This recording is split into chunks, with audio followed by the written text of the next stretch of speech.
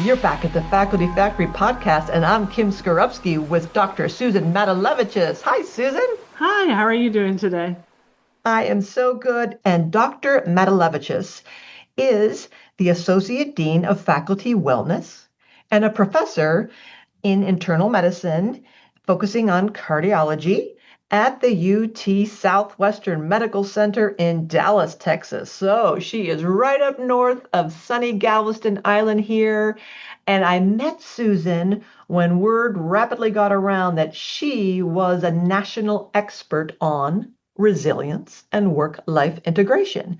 So here at UTMB, University of Texas Medical Branch, we had a faculty leadership collaborative early career boot camp, and we had a mid-career boot camp. But Susan came and talked at the early career boot camp and had such an overwhelming response to her content that we had to get her on the podcast so that we could bring this wisdom and this insight around the world. So thanks again, Susan, for being here and agreeing to be with us on the podcast. And I'll let you take it away. Well, thank you so much for the opportunity. This really is something that I'm passionate about. And, the bigger part that leads me is the fact that I'm a faculty member. And so I deal with the things of, having patients die or having on-call time or having, children in school that I get called that are sick at the same time that I have 15 meetings or needing to publish or meeting a student. And all those things add up and sometimes can be overwhelming as faculty at an academic medical center. And I think, there's lots of things that we can do as a organization to support our faculty and our staff better so that they can achieve their full potential and thereby allow us to achieve our full missions of our academic centers. But I do think there's some advice that I think helps, faculty that I talk to and me personally when I kind of think about ways to create professional well-being in academic medicine. And the way I kind of think about that is kind of the 5 Ps, put it nice and easily. So the first is kind of your person. The next is purpose. The next one's path, prioritization, and then permission. And so maybe we can start with with person, just because I think that's the first place that we all kind of need to start. And that's understanding our needs. So many of us know about the Maslow hierarchy of needs, which kind of looks at our base needs or things like air, water, food, shelter, clothing, making sure that we're getting enough sleep, that we, have a safe place to live, that we can get from place to place securely, and that we have things to eat and that we have time to eat in our work environment. The next hierarchy is kind of more the safety thing. So do I feel safe where I am? Do I understand what I do if I don't feel safe? Do I understand the benefits at my organization that, help me feel safe and help me feel like I have the resources I need to feel comfortable at my job? And then as we move up that pyramid, the next thing is love and belonging. So it's important when we look at belonging at a university. So how do we meet people? What are the options for your children? How do you meet people in the communities in which you live? How do you meet them at work? Next is kind of thinking about esteem. So how do I feel heard, valued, seen, and recognized? And do I feel empowered by the people that lead me or by my colleagues to really perform at my best? And where we're all kind of heading, but we need those basic things kind of first satisfied, is self-actualization, where do I understand my purpose? And is that aligned with the university? And how do I move forward to really do the things that are most valuable and meaningful to me as a person? Part of the reason that this is important, and that kind of moves on from person to purpose, is really understanding your why. There's this concept of ikigai, which is a Japanese concept of really your central purpose, where you align what you love with what the world needs, with what you're paid for, with what you're great at. And when you really can put overlapping Venn diagram of all those things together, you can really find the thing that motivates you the most, which is usually your purpose. So it takes some time, and sometimes it's hard when we're busy to kind of pause, but it's worth the exercise of stopping and thinking, what really does matter to you most? What do you really love about your job? What do you really love about your calling? Sometimes I tell people to kind of think of this as their legacy statement. So, morbidly, what do you want written on your gravestone, or what do you want said at your funeral when you die to remember you by? Or more importantly, just what do you want people to remember you about at your retirement party? Like, what was the most important thing that you want to say was your impact in academic medicine when you're ready to retire.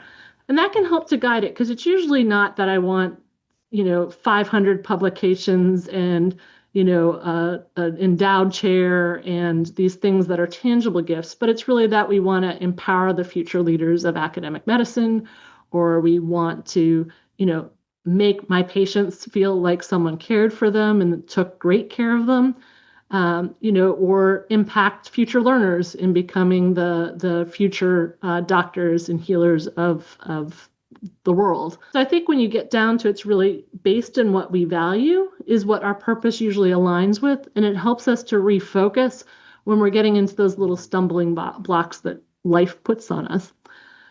So I think that's what I think about as next kind of purpose and really taking that time to reflect on what's most valuable to us. Part of the reason that purpose is important is partly because when we look at theories, about how people are motivated, really purpose is part of what we call self-determination theory that says that when people feel like they have a sense of autonomy, that they can choose things and willingly endorse their behavior, when they feel like they have a sense of competence or purpose, that their experience of mastering and being effective in their own activities, and when they feel a sense of belonging or relatedness with others, they're most likely to be highly motivated, and they're most likely to achieve their goals that they're motivated to achieve.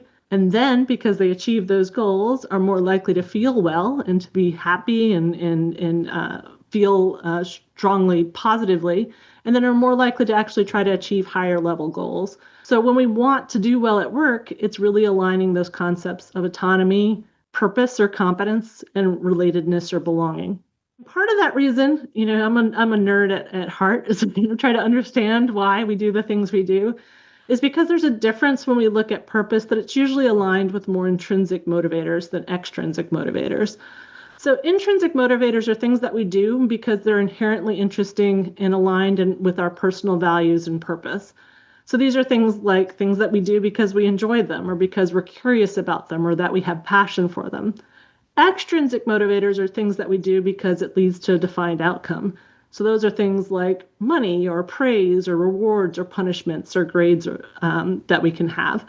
And these things are still have their purpose because I can tell you I would not be motivated to do my compliance training online for 2 hours every year if there wasn't a little bit of a stick behind it. Like if you don't do this, you won't get your credentialing approved or you'll lose your privileges at the hospital. I'm going to do it. But is it because I was intrinsically motivated to do my compliance training? No. But intrinsic motivation helps me with the things that I am passionate about. So finding ways to support our faculty in achieving their full potential and thinking about ways, even when it's hard, to work with our health system or work with our benefits office or work with our EHR, leadership, or work with our ambulatory care leadership, or work with our medical school in ways that we can find time to make sure that our faculty feel aligned. I will do that all day, every day, think about it every second, and you didn't have to pay me for that part of my job because I really love what I do and I can be aligned with what intrinsically gives me a sense of personal fulfillment and purpose. So recognizing those things, trying to align when we can to intrinsic motivators can help us be more satisfied in the work that we do daily at work. And finding ways that we can kind of sometimes reframe some of those extrinsic motivators, even that compliance training kind of example. By doing the compliance training, I will be able to stay credentialed and I'll be able to take care of patients that I feel passionately about providing great cardiovascular care to and getting them back to their families and back to their life and to the world that they enjoy. So I've taken something that was, I need to do it because if I don't, I'm not going to be credentialed, to something that allows me to do something that I'm intrinsically motivated by. So when I think about how we talked about purpose and we talked about person, how do I get there? So what's that path? So first is exploring the things we've kind of already talked about. So in defining your intrinsic motivators, sometimes that's helpful to journal or to write a mission statement or an individual development plan. Sometimes discussing it with a coach or mentor can be helpful. And sometimes if we're uncertain about what our strengths are or what our motivators are, sometimes things like a DISC profile or via StrengthsFinder survey can help us understand some of the things that kind of are our strengths and how we work in this world and what makes us happiest in the world. The other part is to find opportunities, and it doesn't mean you have to just get one opportunity and stick with it for the rest of your career. So talk to your chairs and your chiefs and your medical directors, reach out to national societies and local organizations and talk to faculty affairs, because people don't know what you're interested in unless you ask. And when you ask, more than likely they're willing to find opportunities that can let you try something on and see if it's the right route and right path for you to go down. The other part is communicate. So to find those opportunities, you need to know what your purpose is and your goals, and you need to make sure that people around you know those as well too. The other part's to set boundaries and prioritize what's important to help maximize your passion and purpose. And then ensure that those boundaries are not set because you fear of short-term interference, but really because of alignment with long-term success. So it's really about learning how to say no and how to say yes, which is, a several lifetime, I think, exercise for all of us to learn. And then finally, reassess. So no path, you can't turn around and go back down a different way. So it's recognizing that sometimes what you thought you wanted to do may not be what you really want to do. So look at the balance of what you're doing and what you want to do and see if it's still aligned with your personal mission and purpose once you've kind of tried it on. Assess how you're doing on that personal path to success, because sometimes you may like it, but it may not be something that's aligned with your strengths and with your abilities, and there may not be other ways to kind of enhance that further. And then be open and honest, and again, communicate well. So discuss how your path is going and how the progress is going with your chairs, your chiefs, your coaches, your mentors, your colleagues. So one of those things that we kind of talked about on that path is prioritization. And that's the thing that sometimes can get away because we all will get those things that seem, that they need to be solved right now, or the stuff that's sometimes easier to solve than some of the harder things. So we tend to kind of do the things that are urgent and sometimes not that important just because they're kind of right there. And so sometimes it takes a moment to step back from all the things that we're trying to juggle and to actually categorize them in a way based off of what's important and what's urgent. So the things that are important but might not be urgent in that moment are the things that are actually most important to us as human beings. So that's our long-term vision tasks, but that aren't driven by deadlines. So if I want to become a better, understand finances better at my organization and be more involved in the operations of my organization, I may want to get something like an MBA, or I may want to spend some more time on understanding hospital finances, but I don't need to because in my role in this moment, I don't have that budget. I don't have that authority to change things, but it may be important to that long-term vision of creating a culture of well-being and sustainability in healthcare. So I need to put that on my schedule somewhere, and I need to do it because it aligns with where I want to go down that path in the long term. The other part is those things that are important but are really urgent. So they need you right that moment, and they're essential to your goals in that moment. So those things you definitely have to get done. But after you're done with them, stop for a second, because a lot of things that are both important and urgent are things that we could have potentially predicted earlier. It's just that we kept putting them off until the deadline came and things became urgent. So taking time to step back and reassess, are some of these things where we can actually schedule them so that urgency piece doesn't come in and that we're planned to do them, so that we have more space and less urgency in our life, which can sometimes give us a lot of stress. And then the other parts of the things that we tend to do are important, but maybe not so urgent tasks. Things like social media scrolling, or updating the font 15 times on our last set of slides. Things that aren't necessarily doing a lot for us, but are things that we're doing a lot. And then the last parts are parts to think about delegating. So things that are still important, but aren't necessarily contributing to your individual goals, and may be an opportunity for someone else who's on a slightly different path or at a slightly different stage to be able to contribute to in a way that lets you have some more time back to really concentrate on the things that are most important to you as an individual as you're going down your career. So the other part is to give yourself permission. So this is kind of our last 5 P word. is permission. And that's really understanding your emotions and understanding and giving yourself a sense of compassion to yourself. That purposeful work with passion is also emotional work.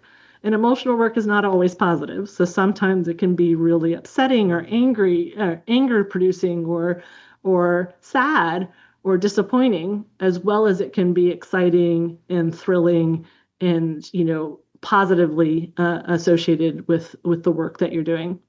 It's also okay to not be okay. So life is not always predictable. Work is not always predictable. Sometimes just your own emotions in that moment with all the different stresses are not predictable. And it's okay to recognize that maybe you need a break, or maybe you need some more support, or maybe you need counseling or other things to kind of help you through the moment that you're in. And then, like we kind of talked with path, but I think it's also important with path to give yourself permission. It's perfectly okay to change directions or try another path. I can tell you when I was in eighth grade, I wanted to be president of the United States. Oh my gosh. But by the time I got to college, I knew I wanted to be an engineer. And then once I was through engineering school, I recognized I wanted to be more involved with patients and thought I wanted to be a clinical researcher.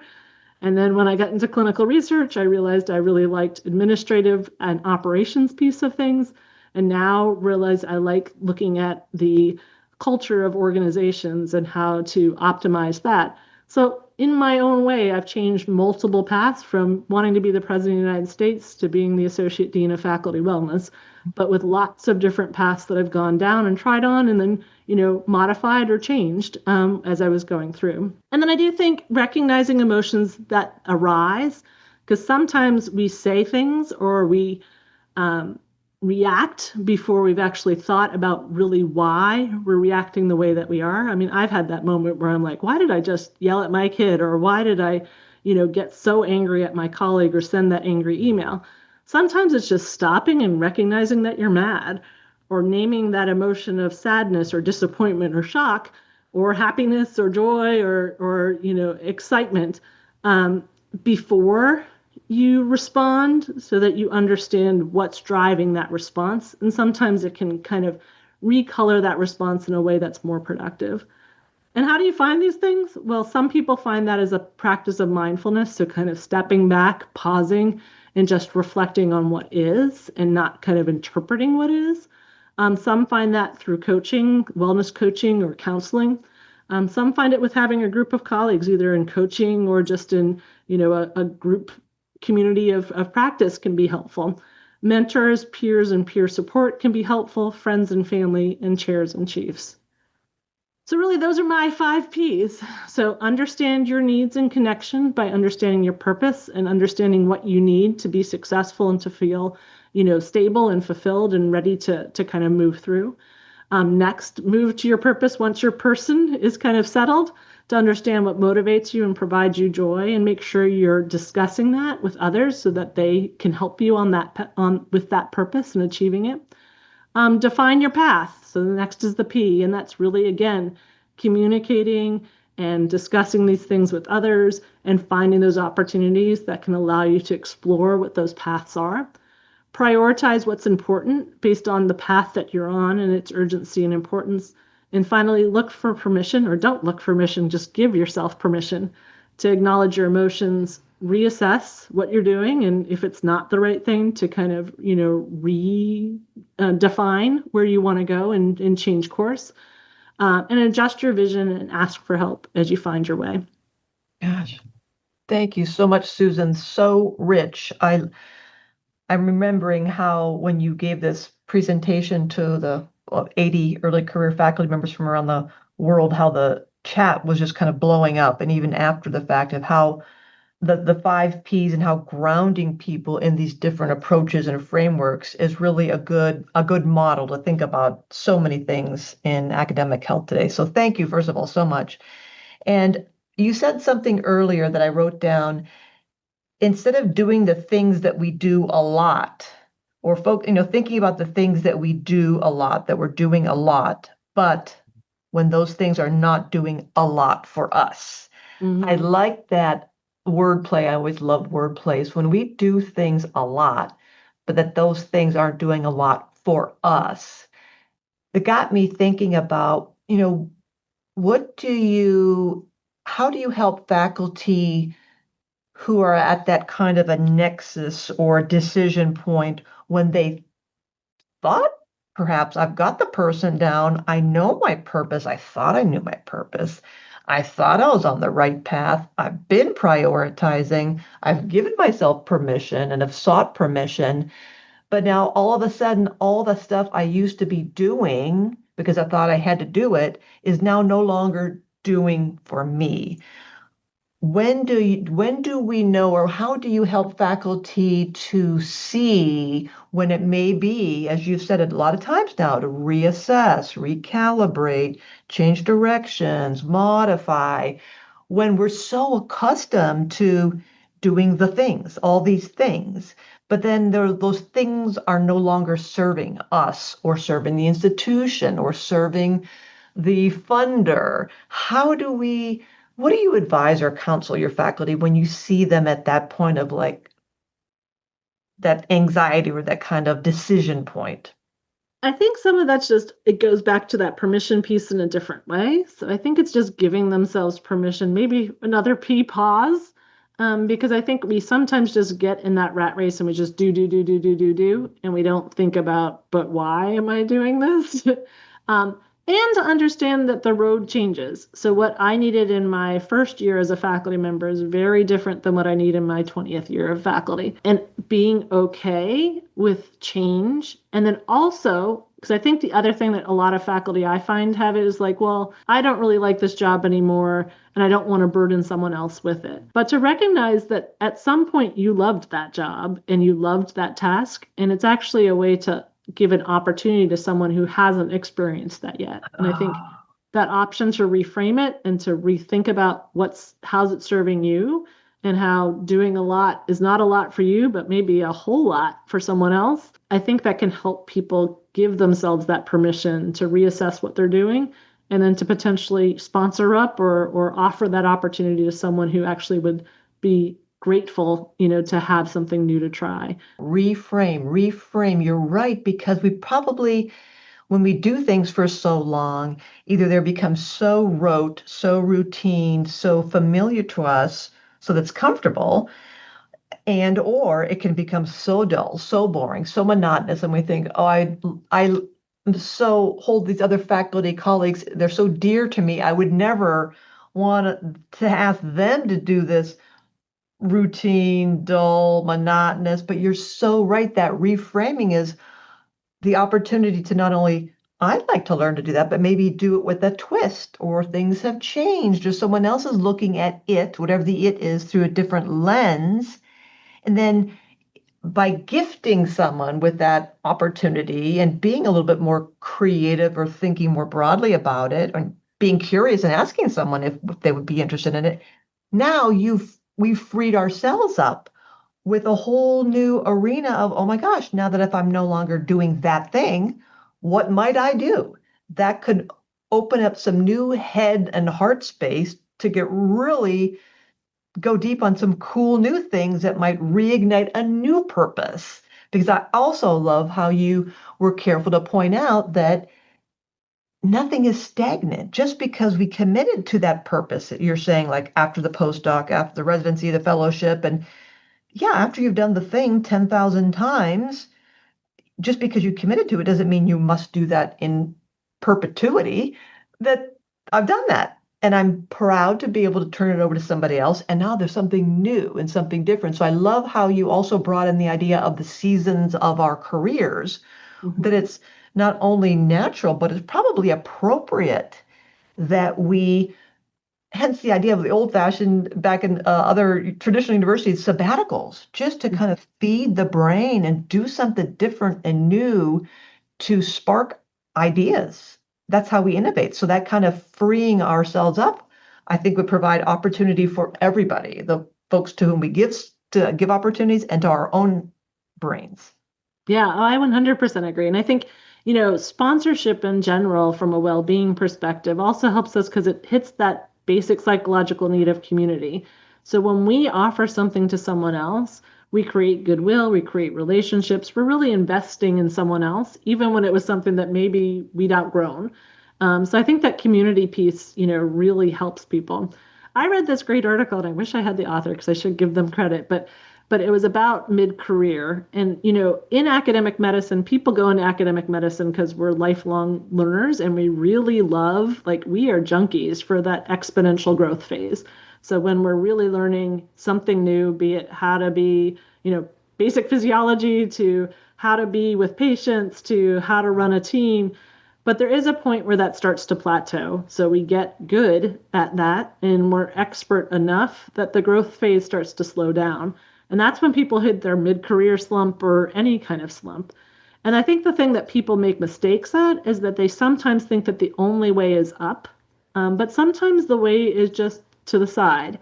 So a lattice approach instead of a ladder approach. So not everything has to be upward. It can sometimes just be a shift over because then that gets you to that exponential growth phase again because you're learning something new, but in a completely different frame and a completely different perspective and a completely different skill set, even though it's at the same level, functionally with what you were doing before. So I think people limiting themselves to the only way to progress is to go upwards and there's no room for me there. And then they kind of get stuck in the cycle. But, really thinking about, again, what's important to me? What do I like learning? What would I like to learn? And then seeing, is there a way to shift so that you can get back on that exponential growth phase of. Again, Susan, I love that lattice versus ladder. Yeah, it's not up, up, up, up, up. We can be go. I always think of it like trees. We can go up and grow up, or we could branch out. We could go deeper. We could go dig deeper, go more deeply into the root system to see what you haven't uncovered yet that's left like a residual, a hobby or an avocation or something that you never kind of really explored as fully as you'd liked. So I love the lattice versus the ladder. Oh gosh, you said something else and that really triggered some joy in me. I love the thing that you talked about the roots, though. One of my colleagues, she had a pretty high leadership role in student affairs. And in the beginning of her career, she did a lot of work on ICDs or implantable defibrillators and people that had heart failure and end of life, like what happens to people when they're there. And she loved that work, but she moved on to kind of student affairs. But while she was in there, she realized that she still missed that work and that there was a lot of growth and opportunity to kind of expand that part of her clinical practice. So she took time to reflect and actually let go of that leadership role and moved back to more of a clinical role and has found incredible joy in getting back to what was most valuable to her, even though it's not at the same leadership level, Yeah. as what she was originally. But she had choice in it and she made that choice actively. And I think that let her be successful in going back to those roots and kind of re-exploring, that part of her life and in the things that gave her joy there. Great, great advice, and I'm so proud of my little brain. I remembered what I was going to say that you spurred me to think of is sometimes when I coach faculty members and you said something earlier, agency, like it's not their choice, like what things that are happening to them are not by choice. They are not agentically saying, I think I want to go down a new path, I want to explore a new purpose, or I want to that they are forces, social forces on them that are, forcing their hand. And so you made me think about sometimes if we may be exploring in a dream or in the shower or on a run or wherever, our ideas come to us, if we allow space to have ideas come into our brains and we're not attending to all the urgent, important things and urgent, not important things. But if that sometimes if we are open to the possibility of going where there is need, Mm-hmm. that we might surprise ourselves or be delighted by, gosh, you know what, this is the hand that's been dealt right now. I'm not interested in this, but I have to step in, or I'm being asked to kind of do something that's really not my thing. But that kind of sometimes the humility of saying, okay, I'm going to be open to this because we are curious. And that might be another way if we're not necessarily confident that, okay, well, I'm going to pivot to this other road less traveled, or I'm going to go off road and go hang a left over here.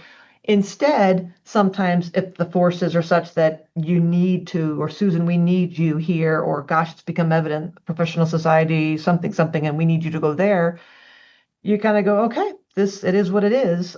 For a moment, I will be here in this space, in this place, and kind of see what happens. And so I also kind of like what you're saying, that it's that pausing, maybe another P of to say, well, what if these things? And um, some of the most accidental, I think, accidental leaders or accidental, whoever knew that just by accident someone said yes, or someone bumped into someone, and you never know. So there's opportunity sometimes does not come internally, but it can be presented to us, and we can choose to be curious. I agree. And I think it's one of those things that, any opportunity, no matter what the topic is, we can find ways to look for autonomy, for finding connectedness, for finding mastery of whatever skill we need to bring to that topic. So the topic doesn't matter. It's those base skills and those base needs of ourselves that we can apply to anything and find some joy in it, because we can always have purpose in what we're doing. So it'll be I'm going to be the best scheduler of our cardiology clinical services in the world. And from that, I'm going to learn how to collaborate with others or compromise or use a scheduling software or use a new, tool. And it doesn't mean that this is the rest of your life, but you can learn something. And if you come with that mindset that I'm going to gain something from this experience, I think you can, one, get goodwill and learn how to like create community and collegiality among the people you're working, but two, take the most out of that moment in your life. Yeah. Susan, I just want to go one more divergent like idea is that because you've mentioned early career faculty members, and I can see mid-career chrysalis or the mid-career malaise, but think of it as a chrysalis or becoming something different, but also advanced career faculty who are approaching a different season of life, who may also be exploring some long lost hobbies and avocations, but who also maybe don't realize the incredible value they bring in thinking critically and applying the scientific principles and the if then kind of loops, and understanding science and medicine and education and administration. Those talents can be parlayed and really valued in communities in ways that we actually probably don't think about because we're so isolated in our ivory tower. I think some of us underestimate. I know lots of advanced career faculty members who underestimate their value. They're like, yeah, I'll serve on a board, but they really don't recognize how their innate skills of all that cogitation can go into anything outside in the community, in the industry and business, and really kind of bring value that might illuminate a whole new purpose or an application of, like you said, I'm going to be a president, I'm going to be a math nerd, I'm going to be a computer person, I'm going to be a cardiologist, I'm going to be a scientist. All that wetware in between our ears can just light up by applying what we know in new and different ways. So I think there's also, it's cool to think of that person, purpose, path, prioritize, and permission at all stages of our careers. Oh, 100% agree. And I think, especially as we get to our more senior faculty, sometimes the biggest thing is letting go. Like, I've defined my purpose and I found my path and I own this path. Like, I've put my flag on top of the mountain, and some fear leaving that flag. But I think we've had success with faculty that can see that their legacy is important. So we've had some of our faculty, learn how to be a coach, because coaching is a different approach than mentoring or advising. And when they do that, they can see that legacy is by empowering others to take control of their lives and move forward. And so I think it's learning that you're not defined by just this one singular achievement or this one pinnacle of that mountain. It's really about you being, there forever and always growing and always finding your 5 Ps. Oh my gosh, that's a beautiful. I love that. We are not defined. First of all, we're not defined by who, what we do. We're defined by who we are. And that you're so right, Susan. That's a beautiful idea that um, we don't have to stick to that one thing, that we are like an onion. There's so many, many layers to us, and there's so much possibility. And it's wonderful to be one of those people who's figured it out and has that kind of straight line trajectory that may be a ladder. And there's also something very beautiful about the kind of meandering lattice idea of shifting here, shifting there, and having that curiosity and the support network to encourage us to explore. Yeah, I agree. I love it. Susan, you've been wonderful. I'll leave the parting thoughts to you, but thank you for sharing all of your wisdom around resilience and work-life integration. I'll leave the parting thoughts to you, Susan. Well, thank you so much. I mean, I think this is part of that. I think, my purpose is helping others find their purpose. And I thank you for the opportunity to share the things I've learned along the way with hundreds and probably thousands at this point of faculty that are finding their true potential by aligning with what's most important to them. Absolutely. Thanks, Susan. Thanks for tuning in to the Faculty Factory podcast. We are a faculty development community sharing tools to build academic leaders in healthcare. Maybe you want to be interviewed on the podcast? Please visit facultyfactory.org/contact and send me a message there. The Faculty Factory podcast and website is sponsored by the Office of Faculty Affairs at the University of Texas Medical Branch in Galveston, Texas.